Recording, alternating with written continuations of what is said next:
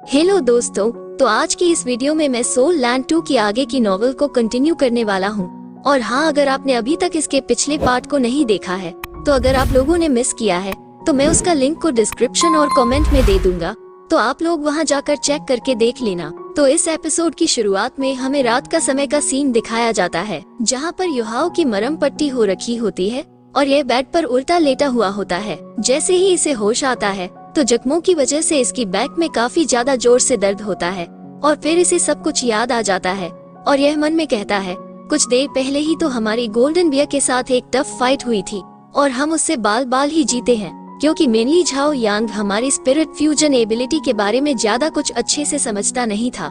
और इतने गहरे जख्मों का एक और कारण है और वह ये है कि मैं पूरी तरीके से अपनी एक सोल इंजीनियर के रूप में अपनी एबिलिटीज को भूल ही गया था और सिर्फ इसी वजह से सिर्फ एक स्पिरिट मास्टर की स्ट्रेंथ के साथ ही फाइट करी और मैं कुछ ज्यादा ही लापरवाह हो गया था। वह भी इसलिए क्योंकि हम एक सोल एम्परर के खिलाफ जीत चुके हैं, जिस वजह से इसे हमने हल्के में लिया और हम एक 7 रिंग सोल मास्टर से हेड ऑन फाइट कर बैठे। और सिचुएशन को देख के अब ऐसा लगता है कि उस समय मुझ में कुछ ज्यादा ही घमंड आ गया था, क्योंकि अब भी मैं बस एक स्प्रिट एनसेट के रैंक पे हूँ। और तभी हम वांगडोंग को युहाओ के बेड के बाजू में बैठे हुए देखते हैं, जो कि यहाँ पर बैठा बैठा सो रहा होता है। और फिर युहाओ इसके हाथ को पकड़ के मन में कहता है, थैंक यू वांगडोंग, तुमने पक्का मेरे खातिर बहुत कुछ किया होगा। और तभी वांगडोंग की नींद खुल जाती है और ये तुरंत ही हैरान होते हुए उठ बैठता है। और इस समय हमें वांगडोंग की आंखों से पता चलता है कि यह युहाओ के लिए काफी ज्यादा रोया है और यह चौंक हुए कहता है, युहाओ तुम उठ गए? तो हुआ? युहाओ कहता है, मैं बस ऐसे हमेशा के लिए सो तो नहीं सकता हूँ, और क्या तुम रोए थे? जिस पर वांगडोंग मुंह बनाते हुए मना कर देता है। तो युहाओ वांगडोंग की टांग खींचते हुए कहता है, हाँ ठीक है, मैं मान लिया कि तुम नहीं रोए, लेकिन मर्दों को खून निकलने पर भी नहीं रोना चाहिए और तुम कोशिश करना कि फ्यूचर के अंदर ऐसे तुम और ज्यादा ना रो। और क्या तुम ये जानते हो कि मैं इनविजिबल हूँ? तो फिर मैं कैसे इतनी आसानी से मर सकता हूँ? तो वांगडोंग युहाओ के पर भड़कते हुए कहता है, ऐसी हालत में भी बेकार की बकवास कर रहे हो, चलो पहले ये बताओ कि तुम कैसा महसूस कर रहे हो? तो युहाओ कहता है, हाँ बिल्कुल, दर्द के मारे में मरा ही जा रहा हूँ और बेड के साइड में ऐसे बैठे बैठे काफी थक गए होंगे, चलो अब ऊपर आके थोड़ा रेस्ट कर लो। और फिर वांगडोंग युहाओ की बात मान के बेड के ऊपर आके इसके बाजू में लेट जाता है और युहाओ कहता है, बेड जरा सा छोटा है। तो वांगडोंग कहता है, आखिर तुम किस बात पे हंस रहे हो? तो युहाओ कहता है, मैं ये सोच रहा था कि जब बड़ी आंखें जब छोटी छोटी आंखों को घूरती हैं तो काफी अजीब लगता है। तो वांगडोंग कहता है, इसमें कोई भी अजीब बात नहीं है और तुम्हारी आंखें जो छोटी है उस पर भी तो मैंने शिकायत नहीं की है। तो युहाओ कहता है, मैंने भी तो शिकायत नहीं की है कि तुम्हारे आईलैशेस किसी ब्रश की तरह काफी लंबे हैं और यह इतने करीब है कि यह मेरे फेस को भी कूल भी कर सकते हैं। तो वांगडोंग कहता है, तुम इतनी बुरी तरीके से हट हो रखे हो लेकिन तब भी तुम मुझे चिढ़ा रहे हो। तो युहाओ कहता है, मैं तो बस तुम्हारे साथ मजाक कर रहा था। और वांगडोंग कहता है, इन बातों को छोड़ो, चलो हम अपनी सोल पावर को सर्कुलेट करते हैं जिससे कि तुम्हारी बॉडी रिकवर हो सके। और इस चीज के लिए युहाओ भी मान जाता है। और इस तरफ हम ज्यूजी को कैंप के बाहर देखते हैं, लेकिन यह इनके कैंप के अंदर एंटर नहीं करती है और उदास बाहर ही खड़ी रहती है।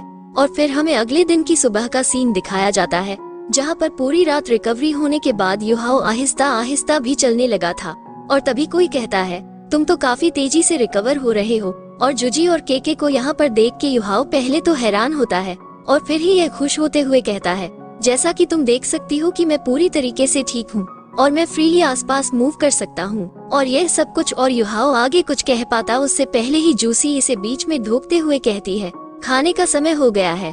और इसके ऐसे बर्ताव को देख के युहाओ भी काफी हैरान होता है, जबकि वांगडोंग कहता है, ये तो कितना ज्यादा शानदार खाना है। और जूजी कहती है, अब जब सब कुछ ठीक है तो मैं भी अब यहाँ से चलती हूँ। और युहाओ हैरान होते हुए मन में कहता है, अचानक से जूजी इतना अजीब सा व्यवहार क्यों करने लगी है? और फिर युहाओ जूजी की आंखों के नीचे डार्क सर्कल्स को भी नोटिस करता है और इसे भी समझ में आ जाता है कि जूजी भी इसके लिए काफी रोई है।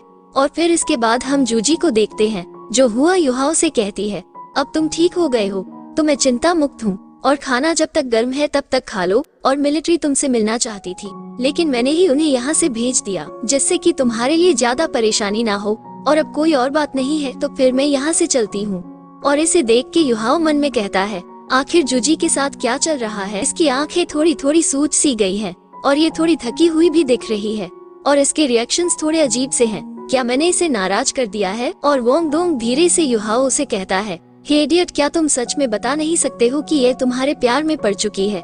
हालांकि यह प्रिंस की फियांसी है, लेकिन अगर कुछ भी होता है तो मुझे उसमें मत घसीटना। और इसकी बातों को सुनकर युहाओ चौंक जाता है और कहता है कि यह तुम किस बारे में कह रहे हो? ऐसा हो नहीं सकता कि यह सच हो। और फिर युहाओ मन में कहता है, मुझे अच्छे से याद है कि उस दिन जूजी ने क्या कहा था कि हमारे लिए यही बेहतर होगा कि हम दोबारा कभी ना मिले। और यह बिल्कुल सही बात है कि हमारे फ्यूचर्स दो पैरेलल लाइन जैसे हैं। और WONGDONG खाना खाते हुए कहता है, आहा क्या स्वाद है, मैंने बिल्कुल भी नहीं सोचा था कि मिलिट्री कैंप के अंदर इतना स्वादिष्ट खाना मिलेगा। वाकई में जूजी की कुकिंग स्किल्स काफी बढ़िया है। और इस तरफ युहाओ बड़े आराम से स्वाद लेके खाने को खा रहा होता है और इसे भी यह खाना काफी डिलीशियस लगता है। और युहाओ मन में कहता है, ये पूरी 8 डिशेज है, जिनमें से 3 खट्टे, 2 मीठे और बाकी के कड़वे, मसालेदार और नमकीन है। और मैं जानता हूँ ये तुम्हारी अभी की फीलिंग है। और इस तरफ के जूजी से कहती है, जूजी आज तुम इतनी अजीब तरीके से रिएक्ट क्यों कर रही हो? और मुझे सच में लगता है कि तुम उसके प्यार में पड़ चुकी हो। जिस पर जूजी मना कर देती है और के कहती है कि तो फिर तुमने क्यों पूरा मन लगा के खाना बनाया उसके लिए? तो जूजी कहती है, ये सिर्फ मेरी जान बचाने के लिए मेरी तरफ से उसके लिए थैंक यू था।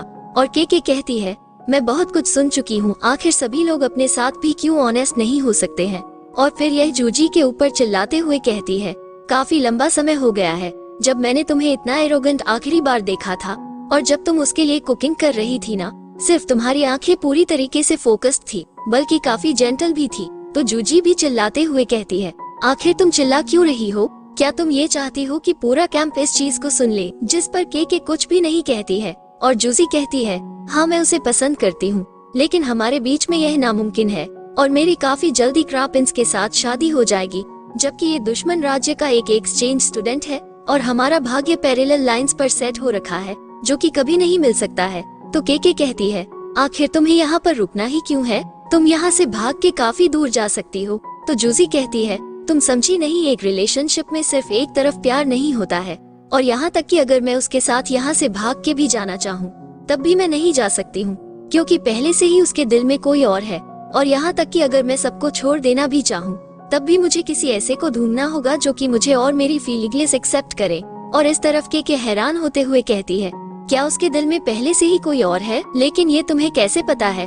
तो जूजी रोते हुए कहती है, मैं बस जानती हूँ। तो के कहती है, क्या उसने ये तुम्हें बताया है या फिर तुमने उससे क्लियर पूछा है? और फिर जूजी और भी भड़कते हुए कहती है, चलो ठीक है, अब बहुत हुआ, प्लीज यहाँ से चली जाओ, मैं उन्हें दोबारा नहीं देखना चाहती हूँ और तुम कल उन्हें उनके रास्ते पर छोड़ आना, और यह मेरा ऑर्डर है।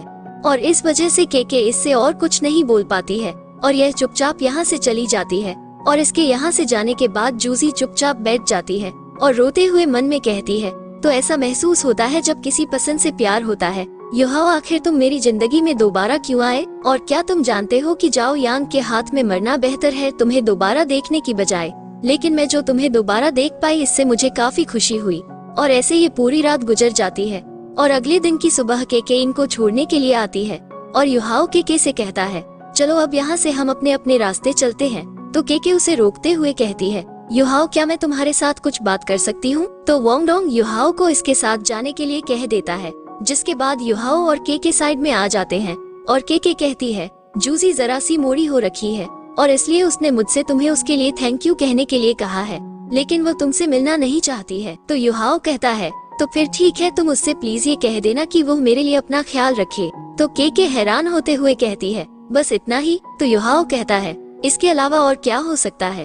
तो के कहती है, क्या तुम जानते हो कि जूजी के मन में तुम्हारे लिए फीलिंग्स है और मुझे उस पर विश्वास नहीं है? तो युहाओ कहता है कि तुम्हें समझना होगा कि कोई भी किसी और के भाग्य को डिसाइड नहीं कर सकता है। जूजी ने खुद के लिए डिसीजन लिया है और हम दोनों के ही भाग्य पैरेलल लाइन जैसे हैं। तो के कहती है, जूजी कह रही थी कि तुम्हारे पास पहले से ही कोई है जिससे तुम प्यार करते हो, क्या ये सच है? और के इस बात को सुन के युहाओ थोड़ा सा चुप सा हो जाता है और फिर यह कहता है, मुझे लगता है कि तुम इस तरीके से भी इस चीज को देख सकती हो।